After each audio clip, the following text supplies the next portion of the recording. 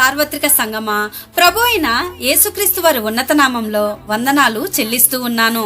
తండ్రికి మన పట్ల ఉన్న కృప, కరుణా వాత్సల్యతకై ఎంతైనా స్తుతింపబద్దులం. ఈరోజు దినవాక్యంలోని శ్రేష్టమైన జీవపు మాటలు గమనిద్దాం. యేసు కన్నులు పైకెత్తి, తండ్రి, నీవు నా మనవి వినినందున నీకు కృతజ్ఞతాస్తుతులు చెల్లించుచున్నాను. ఈ వాక్య భాగం యోహాను సువార్త 11వ అధ్యాయము 41వ వచనంలో మనం చూడవచ్చు. ఇది చాలా వింతగా ఉంది కదూ. లాజర్ ఇంకా సమాధిలోనే ఉన్నాడు. అద్భుతం జరక్క మునిపే కృతజ్ఞతాస్తుతులు తండ్రికి చేరిపోతూ ఉన్నాయి.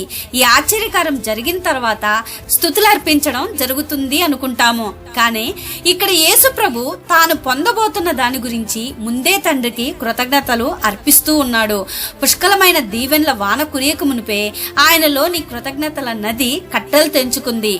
ఆశీర్వాదాలు వర్షిస్తాయని ప్రభుకి అంత నమ్మకం. యుద్ధానికి వెళ్ళక మునిపే విజయ గీతం పాడేస్తున్నాడు. విత్తనాలు చల్లేవాడు కోతకాలపు పాటలు పాడుతున్నట్లుగా అద్భుత కార్యానికి ముందే కృతజ్ఞతాస్తుతులు చెందుతూ ఉన్నాయి. ఎవరైనా సైనికులు యుద్ధరంగానికి బయలుదేరుతూ ఉంటే జైబేర్లను మ్రోగిస్తారా? ఎవరైనా ప్రార్థనకు సమాధానం రాకుండానే సంతోషంగా కృతజ్ఞతా గానాలు పాడగలరా? కానీ యేసు ప్రభు ప్రార్థన అసాధారణమైనది. తెచ్చిపెట్టుకున్నది ఏమీ లేదు.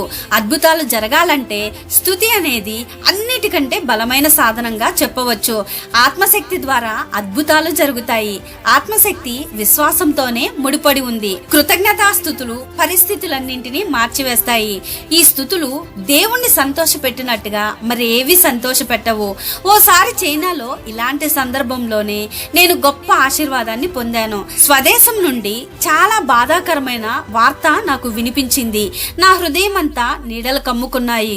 ఎంత ప్రార్థించినా అలుముకున్న చీకటి తొలగిపోవడం లేదు. దాన్ని భరించగలగడానికి తగిన నిగ్రహాన్ని సమకూర్చుకున్నా బాధ ఏ మాత్రము తగ్గడం లేదు. ఆ సమయంలో దారి వెంట వెళ్తూ ఓ గోడ మీద మాట చదివాను, కృతజ్ఞతాస్తుతులు చెల్లించి చూడు. అలాగే చేశా. క్షణాల్లో అంధకారపు నీడలన్నీ వీడిపోయాయి. అవును, దావీదు మహారాజు రాసింది నిజమే. దేవునికి స్తోత్రగానము చేయుట మంచిది అని. దేవుడు ఈ దినవాక్యమును మిమ్మును దీవించి ఆశీర్వదించునుగాక. ఆమెన్.